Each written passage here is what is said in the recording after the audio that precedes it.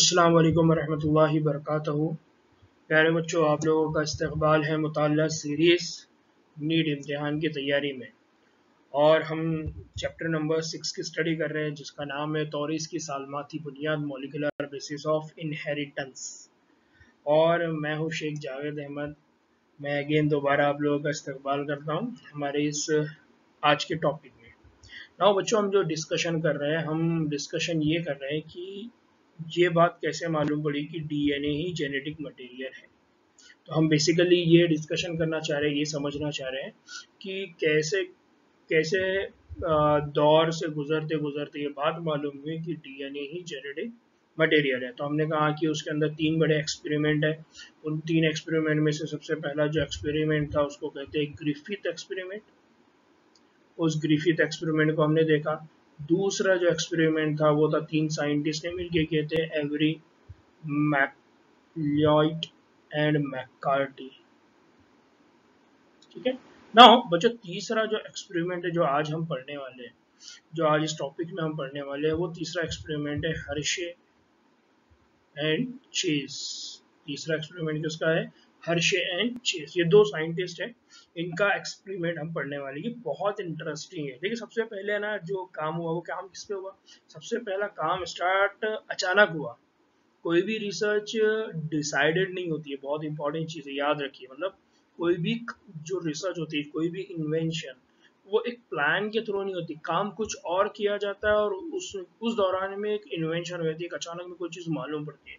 तो ज़िंदगी में हमेशा याद रखिए, अगर आप अच्छे साइंटिस्ट बनना चाहते हैं या अच्छा सोसाइटी में कोई बड़ा काम करना चाहते हैं ना, तो काम करते रहिए।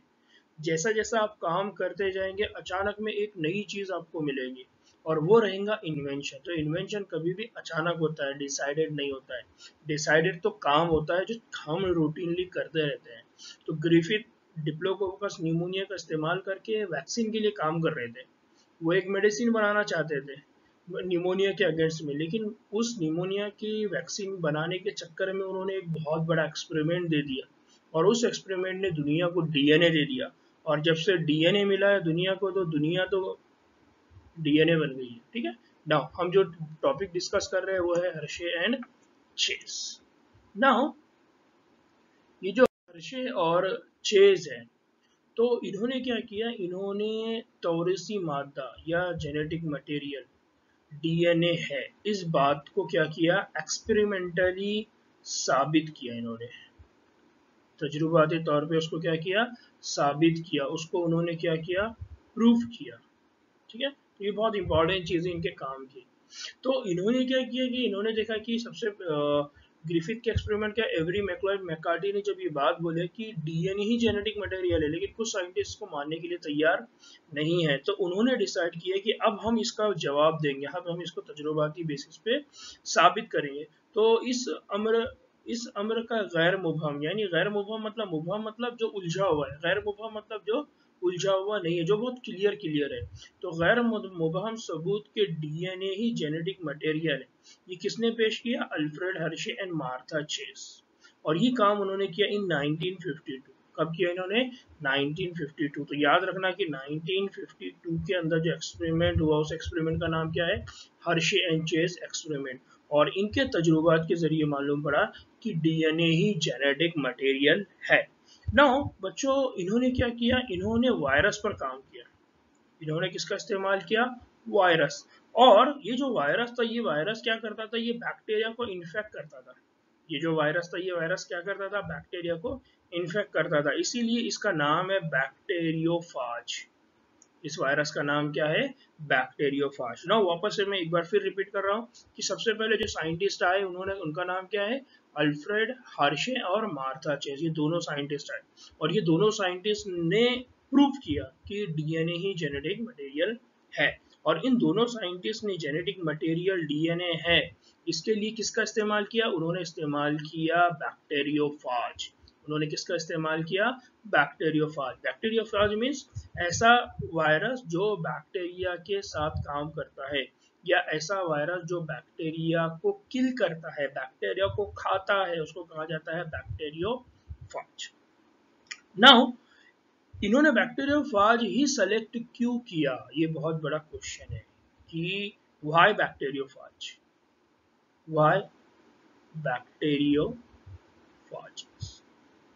ये बहुत बड़ा क्वेश्चन है कि उन्होंने बैक्टीरियोफाजी क्यों सेलेक्ट किया। तो उसकी बड़ी वजह क्या थी? उसकी बड़ी वजह ये थी कि ये जो बैक्टीरियोफाज है इसके पास दो कंपोनेंट है, एक है डीएनए और दूसरा है प्रोटीन।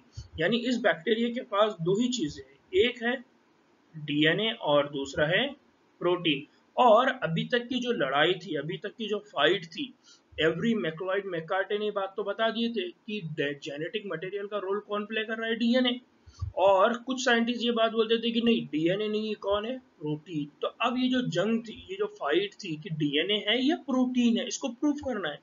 तो हम जैसा टॉस करते हैं, चित या पट, काटा या कुछ ना, वो शेर या ऐसा कुछ तो भी रहता, वो तो टॉस कर दिए।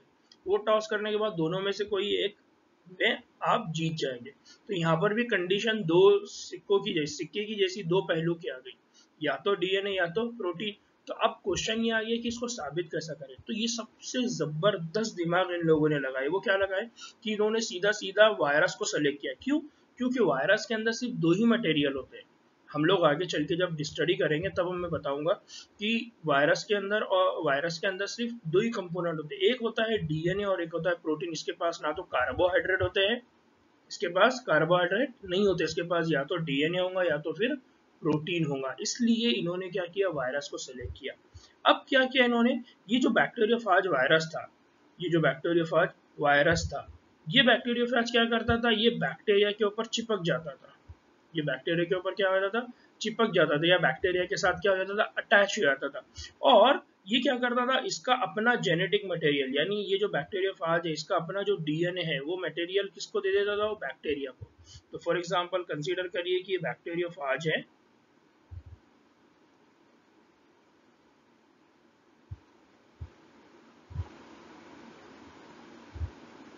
और ये बैक्टीरियोफाज कहाँ पर जाके बैठ गया, बैक्टीरिया के ऊपर, और ये इसका डीएनए है। तो ये बैक्टीरियोफाज क्या करता था, जैसे ही डीएनए के साथ चिपक गया तो अपना ये जो डीएनए का मटेरियल है, ये जो डीएनए मटेरियल है, वो डीएनए मटेरियल कहाँ पर दे देता था, बैक्टीरिया को। तो हमेशा क्या होता है कि बैक्टीरियोफाज जब भी बैक्टीरिया के ऊपर अटैक करते हैं तो उनका जो डीएनए मटेरियल है वो डीएनए मटेरियल कहाँ पर आ जाता है, बैक्टीरिया के सेल के अंदर। तो ये बात इनको मालूम थी, इस बात को इन्होंने अपने एक्सपेरिमेंट का बेस बनाया। तो क्या हुआ, बैक्टीरिया के खलिया उसको अपना ही जेनेटिक मटेरियल समझकर क्या करता था, बहुत सारे नकलें बनाता था। अब क्या होगा कि ये जो बैक्टीरिया का, ये जो बैक्टीरियोफाज का डीएनए है, ये बैक्टीरिया के डीएनए के साथ क्या हो जाएगा, मिक्स हो जाएगा। जब ये दोनों भी मिक्स हो जाएगा तो जब जब इसकी कॉपी बनेगी, यानी जब जब बैक्टीरिया के डीएनए की कॉपी बनेगी, तब तब किसकी बनेगी, तब तब बैक्टीरियोफाज के डीएनए की कॉपी बनेगी। तो अब इससे क्या पता चला, इससे ये पता चला कि बैक्टीरिया के पास किसका डीएनए है, बैक्टीरियोफाज का डीएनए है। तो ये जो बात इनको समझ में आई, इन्होंने इसको अपना एक्सपेरिमेंट का बेस बनाया।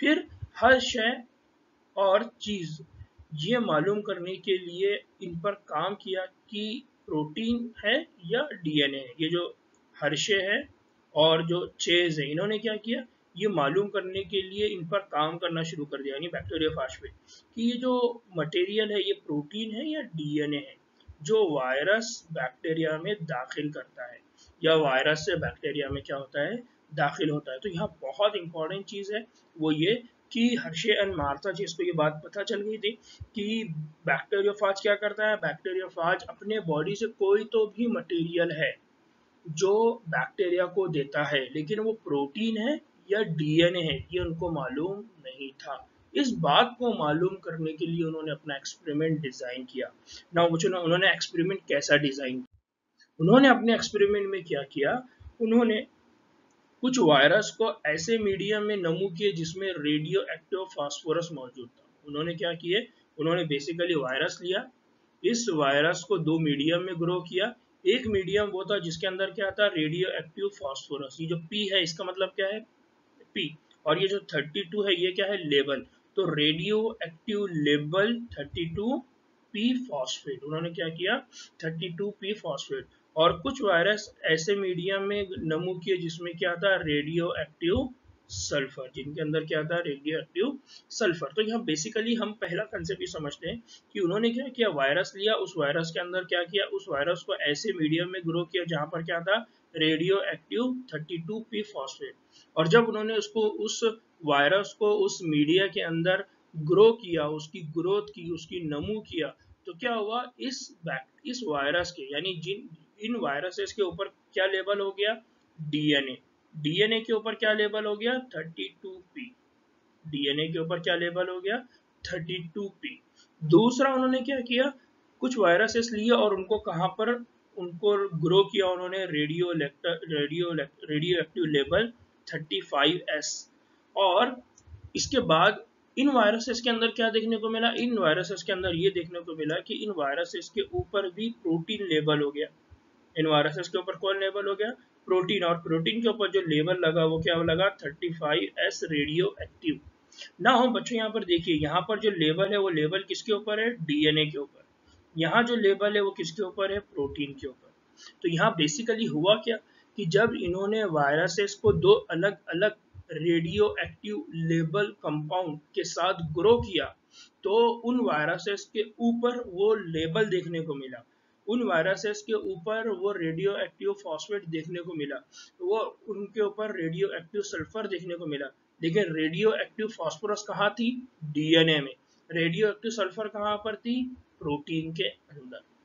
नाउ उन्होंने क्या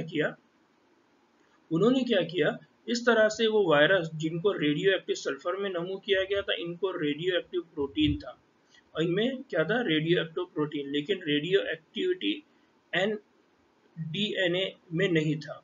यहाँ पर क्या हो गया कि यहाँ एक और कंसेप्ट है कि जिनके ऊपर रेडियो एक्टिव फॉस्फेट लेबल हुआ, वो वायरस जिनके ऊपर रेडियो एक्टिव फॉस्फोरस था, उन फास्फोरस की मौजूदगी में उनकी नमू किया गया, उनमें रेडियो एक्टिव डीएनए मिला। उनमें क्या देखने को मिला, रेडियो एक्टिव डीएनए, लेकिन उनके अंदर रेडियो एक्टिव प्रोटीन नहीं था। तो आप देखिए, ये वाला जो वायरस है, इसके अंदर क्या देखने को मिल रहा है आपको, radio active label 32p phosphorus. और फॉस्फोरस की वजह से लेबल किसके ऊपर आ गया, डीएनए के ऊपर। लेकिन यहाँ प्रोटीन के ऊपर कोई लेबल देखने को मिल रहा है क्या, नहीं। दूसरा क्या किया उन्होंने, दूसरा इसी तरह से उन्होंने दूसरा किया कि जहां पर वायरसेस जिनको रेडियो एक्टिव सल्फर में उन्होंने ग्रो किया था, उनमें रेडियो एक्टिव प्रोटीन मिला। उनके अंदर क्या देखने को मिल रहा है, ये पूरा प्रोटीन रेडियो एक्टिव लेबल है विद 35s, लेकिन उनके अंदर रेडियो एक्टिव डीएनए नहीं था। ये जो डीएनए मटेरियल है, इसके ऊपर कोई लेबल नहीं था, क्योंकि डीएनए सल्फर में नहीं होता। अब बहुत इंपॉर्टेंट चीज है कि डीएनए में क्या होता है, डीएनए में होता है फास्फोरस, और प्रोटीन में क्या होता है, सल्फर। प्रोटीन में क्या होता है, सल्फर। तो डीएनए के ऊपर फास्फोरस है, प्रोटीन के ऊपर सल्फर है। तो डीएनए के ऊपर अगर फास्फोरस है, तो यहाँ पर फास्फोरस कौन सा टाइप का लिया आपने, 32p। और सल्फर है तो सल्फर कौन सा लिए, 35s। तो जिन बैक्टीरिया को आप फास्फोरस मीडियम में ग्रो करेंगे तो उनपे क्या लेवल होगा, 32p फॉस्फेट। और जिनको आप सल्फर मीडियम में ग्रो करेंगे उनके ऊपर कौन सा लेवल आ जाएगा, 35s। तो ये उन्होंने पूरा एक्सपेरिमेंट इस तरह से डिजाइन किया। क्यों, क्योंकि उनको ये मालूम था कि वायरस के पास सिर्फ दो ही चीजें हैं, या तो उसके पास डीएनए है, या तो उसके पास प्रोटीन है। तो सिर्फ उसके पास दो मटेरियल है, प्रोटीन प्लस डीएनए।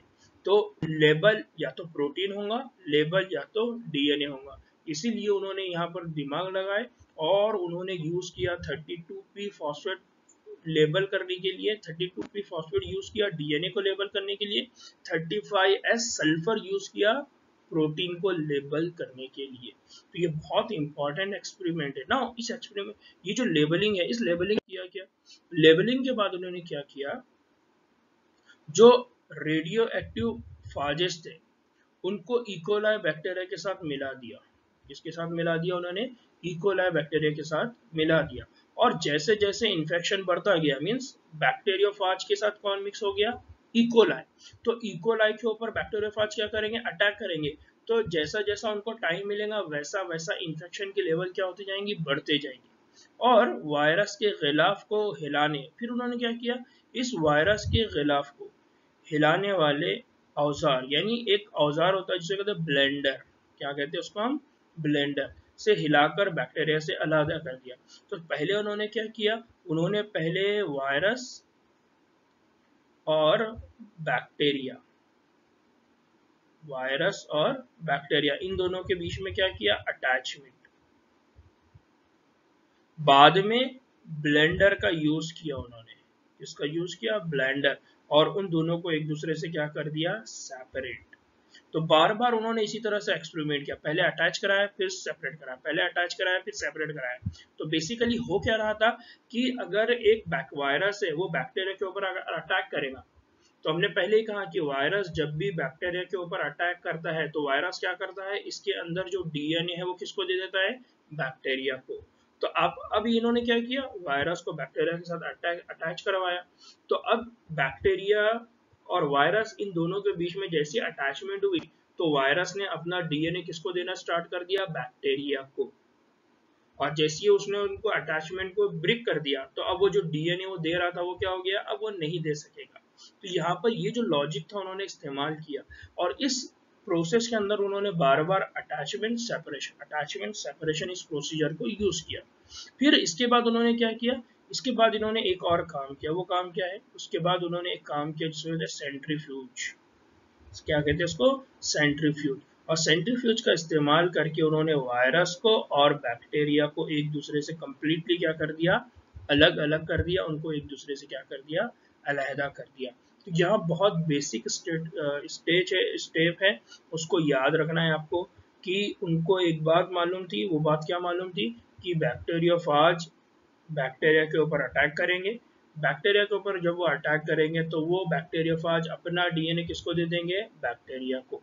इसीलिए उन्होंने क्या किए, वो बैक्टीरियोफाजेस है, जो वायरसेस है, उनको लेबल किए, उनके डीएनए को लेबल किए 32p फॉस्फेट से, और उनके प्रोटीन को लेबल किए 35 सल्फर से।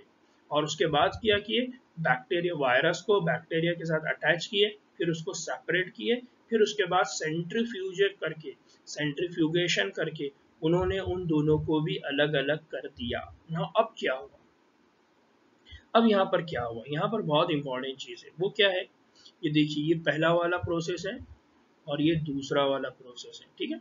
तो अब उन्होंने क्या किया, फॉर एग्जाम्पल अगर कंसीडर करिए कि वायरसेस जिनके पास क्या था, प्रोटीन कोड किससे लेबल्ड है, 35S से, अगर उनको बैक्टीरिया के साथ इन्फेक्ट किए तो अब क्या होगा कि ये जो वायरस है ये अपना डीएनए किसको देंगे, बैक्टीरिया को। ये जो वायरस है, ये वायरस अपना डीएनए किसको देंगे, बैक्टीरिया को। लेकिन लेबल कहाँ पर है, लेबल प्रोटीन के ऊपर है, लेबल कहाँ पर है, प्रोटीन के ऊपर। अब यहाँ डीएनए आ गया तो बैक्टीरिया के पास जो डीएनए आया उसके ऊपर कोई रेडियो एक्टिविटी है क्या, नहीं है। इसलिए हमको क्या देखने को मिलेगा, no radioactivity inter cell, cell के अंदर कोई रेडियो एक्टिविटी आपको देखने को नहीं मिलेगी। तो उन्होंने क्या किया, बैक्टीरिया का अटैचमेंट किया, वायरस का अटैचमेंट किया बैक्टीरिया के साथ, फिर उसको क्या कर दिया, सेपरेट कर दिया। नाउ बच्चों यहाँ पर क्या देखने को मिल रहा है, यहाँ पर प्रोटीन यानी ऐसे बैक्टीरियोफाज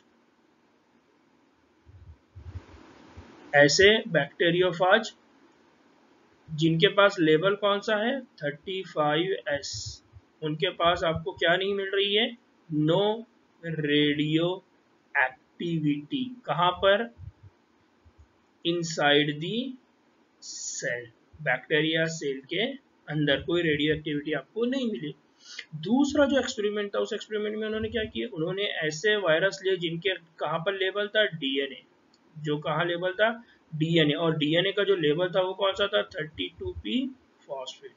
फिर इस वायरस को उन्होंने बैक्टीरिया के साथ क्या किया, इन्फेक्ट, और इन्फेक्ट करने के बाद उनको क्या कर दिया, अलग करने के बाद उनको क्या देखने को मिली है, radioactivity inter the cell. यहाँ पर क्या देखने को मिल रही है उनको, radioactivity inside the cell, cell के अंदर उनको क्या देखने को मिल रही है, रेडियो एक्टिविटी।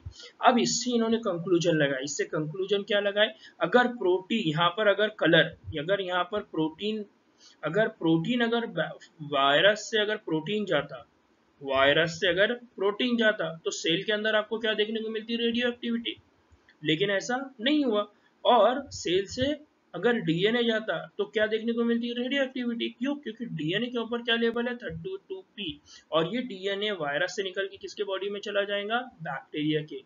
इसका मतलब ये है कि जब भी कोई मटेरियल ट्रांसफर होता है किसी भी ऑर्गेनिज्म के अंदर तो वो कौन सा होता है? डीएनए, प्रोटीन नहीं होता। तो इस एक्सपेरिमेंट के जरिए उन्होंने प्रूव किया कि डीएनए ही है जो एक जनरेशन से दूसरी जनरेशन में पास होता है। इसीलिए वायरस का जो डीएनए था वो किसको चला गया? बैक्टीरिया को। तो कोई भी ऑर्गेनिज्म अपने कैरेक्टर को, अपने खसूसियात को एक जनरेशन से दूसरी जनरेशन में पास करने के लिए किसका यूज करता है? डीएनए का। इसीलिए यहाँ से ये कहा गया कि डीएनए ये जेनेटिक मटेरियल है। डीएनए ही इंफॉर्मेशन को एक जगह से दूसरी जगह ले जाने के लिए जिम्मेदार है। डीएनए ही पेरेंट्स से ऑफस्प्रिंग को कैरेक्टरिस्टिक्स ले जाकर देता है। प्रोटीन ये काम नहीं करता है। तो ये एक कंप्लीट एक्सपेरिमेंट था। इस कंप्लीट एक्सपेरिमेंट के अंदर इस बात को साबित किया गया। ना बच्चों यहाँ पर एक और जो ये पूरा है इसको समझाने के लिए यहाँ पर लिखा हुआ है कि जिन बैक्टीरिया को रेडियो एक्टिविटी वाले वायरस से इन्फेक्ट किया गया था वो रेडियो एक्टिव हो गए। जिन बैक्टीरिया को रेडियो एक्टिविटी वायरस से इन्फेक्ट किया गया तो वो बैक्टीरिया कैसे होगा? Radio activity. इससे इशारा ये मिलता है कि डीएनए ही वो मटेरियल है जो वायरस से बैक्टीरिया में मुंतकिल होते हैं। क्यों? क्योंकि प्रोटीन तो डीएनए के अंदर नहीं गया, इसलिए प्रोटीन तो बैक्टीरिया के अंदर नहीं गया, इसलिए उन बैक्टीरिया के अंदर कोई लेबलिंग आपको देखने को मिलेंगी क्या? नहीं। लेकिन डीएनए बैक्टीरिया के अंदर गया, इसलिए उस बैक्टीरिया के अंदर अब आपको क्या देखने को मिल रही है? Radio activity. वो बैक्टीरिया जिनको रेडियो एक्टिव प्रोटीन वाले वायरस से इन्फेक्ट किया गया था वो रेडियो एक्टिव नहीं है। वो बैक्टीरिया जिनको ऐसे वायरसेस जिनके प्रोटीन कोड रेडियो लेवल थे उनसे इन्फेक्ट करे तो वहाँ कोई रेडियो एक्टिविटी देखने को नहीं मिली। इससे ये नतीजा निकाला गया कि वायरस से बैक्टीरिया में प्रोटीन नहीं मुंतकिल होता है। इससे क्या कंक्लूजन निकला? कि वहाँ पर प्रोटीन मुंतकिल नहीं होता। लिहाजा ये मालूम हुआ कि डीएनए ही वो मटेरियल है जो वायरस से किस में जाता है? बैक्टीरिया में मुंतकिल होता है। तो प्यारे बच्चों ये पूरा एक्सपेरिमेंटल प्रोसीजर है जो हर्शे और मार्था चेज ने परफॉर्म किए और हर्शे और मार्था चेज ने ये पूरा एक्सपेरिमेंट परफॉर्म करके ये बात साबित किया कि डीएनए ही वो मटेरियल है। डीएनए जेनेटिक मटेरियल का रोल प्ले करता है। डीएनए रिस्पॉन्सिबल है पेरेंट्स से ऑफस्प्रिंग में इंफॉर्मेशन ले जाने के लिए। तो इतने ज़्यादा काम होने के बाद अब हमको मालूम पड़ा कि डीएनए ये जेनेटिक मटेरियल का रोल प्ले करता है। नाउ बेसिक कंसेप्ट एक और चीज़ याद रखिए कि शुरुआत कहाँ से हुई थी? शुरुआत हुई थी मेंडल से, शुरुआत हुई थी मिक्सचर से, है ना, फ्रेडरिक मिक्सचर से, मेंडल से, कि उन्होंने सिर्फ बात बोले थे। उन्होंने कहा था कि कोई तो भी फैक्टर है। उस बात को प्रूव करते करते किसने लेकर आया? सबसे पहले ग्रिफिथ ने एक्सपेरिमेंट किया, फिर एवरी मैकलॉयड मैककार्डी ने किया, उसके बाद हर्शे एंड चेस ने किया। बच्चों ये जो तीनों भी एक्सपेरिमेंट्स है और प्लस मेंडल का, ये आपको बार बार रिपीट करना पड़ेगा, बार बार आपको पढ़ना पड़ेगा, बार बार आपको समझना पड़ेगा। हो सकता है कि मैं समझाने में इधर उधर हो गया या कुछ चीज़ें मैंने ज़्यादा बोल दी या कुछ चीज़ें कम कर दी, तो आपको सिर्फ कोशिश ये करना है कि इस वीडियो को देखना है। इस वीडियो में जहाँ जहाँ पर भी आपको कोई डाउट आ रहा है और समझ में आ रहा है कि सर ये चीज़ यहाँ छूट गई या एक्स्ट्रा हो गई, तो आप मुझको इन्फॉर्म करिए ताकि मैं अपनी इस वीडियो को और अच्छे से अच्छा बना सकूँ ना। बच्चों लास्ट चीज़ जिसको मुझको समझाना है, ये हमारी बुक का है। तो यहाँ पर दो दो चीज़ें, एक ये वाला स्टेप है, दूसरा ये वाला स्टेप है। बैक्टीरियोफाज है, ये बैक्टीरियोफाज है, ये भी बैक्टीरियोफाज है। इस बैक्टीरियोफाज में कौन है? प्रोटीन गिलाफ, और प्रोटीन गिलाफ के ऊपर कौन सा है? Radio active 35S। दूसरा यहाँ पर रेडियो एक्टिव लेबल शुदा क्या है? डीएनए, और डीएनए के ऊपर क्या लेबल है? 32P phosphate. 35S वाला वायरस जब बैक्टीरिया को अटैक करेगा तो अब 35S जो लेवल है वो कहाँ पर है? प्रोटीन में, इसलिए प्रोटीन तो उस बैक्टीरिया के बाहर ही रह गया और डीएनए अंदर चला गया, इसलिए खलियों में रेडियो एक्टिविटी नहीं मिलेगा। और बालाई रकीक में आपको क्या देखने को मिलेगा, रेडियो एक्टिव 35S। और अक्सर एग्जाम में इस तरह से क्वेश्चन पूछे जाते हैं। एग्जाम में क्या पूछा जाता है कि बालाई रकीक में आपको कौन सा वाला रेडियो एक्टिव लेबल देखने को मिलेगा। तो बालाई खाने में, बालाई रकीक में आपको 35S किस कंडीशन में, जब बैक्टीरियोफाज किससे लेबल हो, बैक्टीरियोफाज का प्रोटीन लेबल हो 35S रेडियो एक्टिविटी से। तो एग्जाम में यहाँ से क्वेश्चन बनता है, इसको याद रखिए। और अगर कंडीशन ये हो कि बैक्टीरियोफाज है और उसका DNA 32P radio active phosphate से लेबल है, अगर उससे आप इन्फेक्शन करेंगे, फिर उसकी ब्लेंडिंग करेंगे, फिर सेंट्रीफ्यूज करेंगे, तो आपको कलियों के अंदर क्या देखने को मिलेंगी, रेडियो एक्टिविटी।